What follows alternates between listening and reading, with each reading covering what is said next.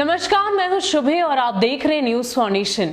आजाद भारत के इतिहास में पहली बार ऐसा होगा जब एक महिला को फांसी दी जाएगी।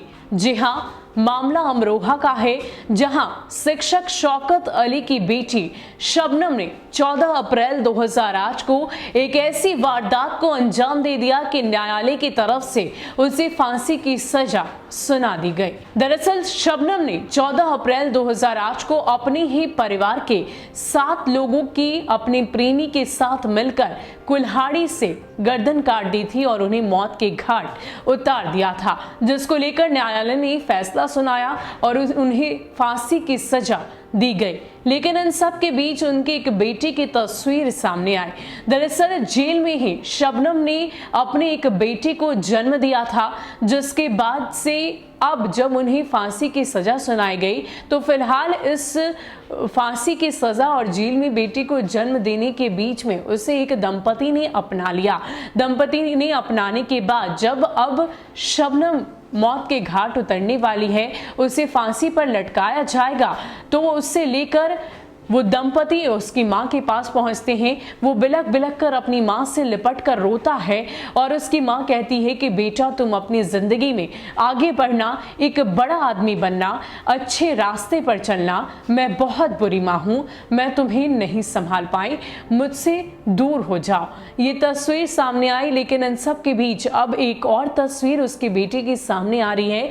दरअसल वो बेटा स्लेट पर चौक से ये लिखकर खड़ा है कि राष्ट्रपति जी, मेरी गुहार सुनिए, मेरी मां को माफ कर दीजिए, प्लीज फॉरगिव माय मदर। उसने इस स्लेट पर, आप तस्वीरों में देखिए कैसे ये बच्चा खड़ा है और इस स्लेट पर उसने अपनी मां के लिए माफी मांगी है, गुहार लगा रहा है, राष्ट्रपति जी से ये कह रहा है कि प्लीज मेरी मां को माफ कर दीजिए।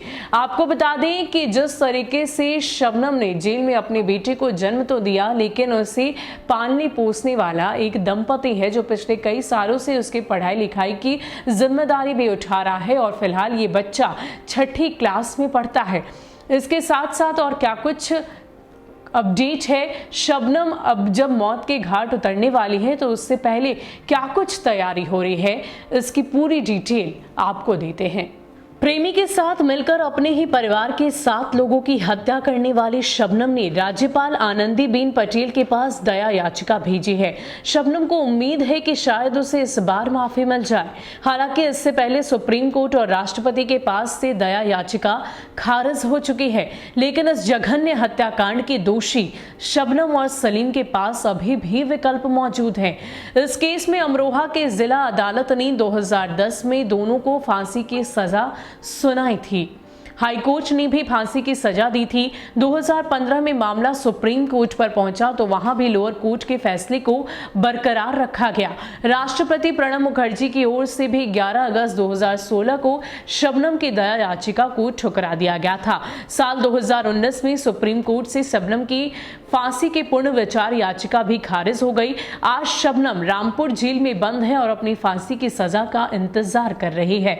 अब शबनम से राज्यपाल के माध्यम से राष्ट्रपति के पास अपनी याचिका भिजवाई है, तो वहीं उसके बेटे ने भी राष्ट्रपति से मां के लिए दया की गुहार लगाई है। शबनम का बेटा नाबालिग है और मां से मिलने जेल जाता रहता है। बता दें कि सुप्रीम कोर्ट से फांसी की सजा मिलने के बाद कोई भी शख्स विदेशी नागरिक अपराधी के लिए राष्ट्रपति के दफ्तर या फिर गृह मंत्रालय को दया याचिका भेज सकता है। इसके अलावा संबंधित राज्य के राज्यपाल को भी दया याचिका भेजी जा सकती है। राज्यपाल अपने पास आने वाली दया याचिकाओं को गृह मंत्रालय में भेज देते हैं। इन 2 अपीलों के बाद शबनम के पास फिलहाल उम्मीद बची है कि शायद उसे राष्ट्रपति से राहत मिल जाए। हालांकि अगर राष्ट्रपति रिव्यू पिटीशन में फैसला बरकरार रखते हैं तो शबनम फांसी की सजा पाने वाली आजाद भारत की पहली महिला होगी। उधर शबनम की फांसी के लिए मथुरा की महिला जेल में पूरी तैयारियां हो रखी है। जेल प्रशासन का कहना है कि फिलहाल उनके पास ऐसी जानकारी नहीं है। तो आपको बता दें कि शबनम का डेथ वारंट किसी भी वक्त जारी हो सकता है, किसी भी दिन जारी हो सकता है। फिलहाल इस तिथि की घोषणा नहीं की गई है कि आजाद भारत में एक नया इतिहास बनाने वाली शबनम को किस दिन फांसी पर लटकाया जाएगा, लेकिन इसके लिए पूरी तैयारी मथुरा के जेल में की जा रही है। आपको बता दें कि निर्भया हत्याकांड में जिस पवन जल्लाद ने तमाम आरोपी को फांसी घर में फांसी पर लटकाया था, वो भी फिलहाल शबनम के फांसी घर का निरीक्षण कर रहे हैं, वहां की जो स्थिति है उसका निरीक्षण कर रहे हैं। और इतना ही नहीं, बिहार के बक्सर से फांसी के लिए रस्सी भी मंगवाई जा रही है। फिलहाल उम्मीद शबनम को राष्ट्रपति से है, उसके बेटे ने गुहार लगाई है। अब राष्ट्रपति के हाथों में है कि वो आगे क्या कुछ करते हैं। फिलहाल के लिए इतना ही। ऐसे ही अपडेट्स के लिए आप हमारे साथ बने रहिए और देखते रहिए न्यूज़ फॉर नेशन। नमस्कार।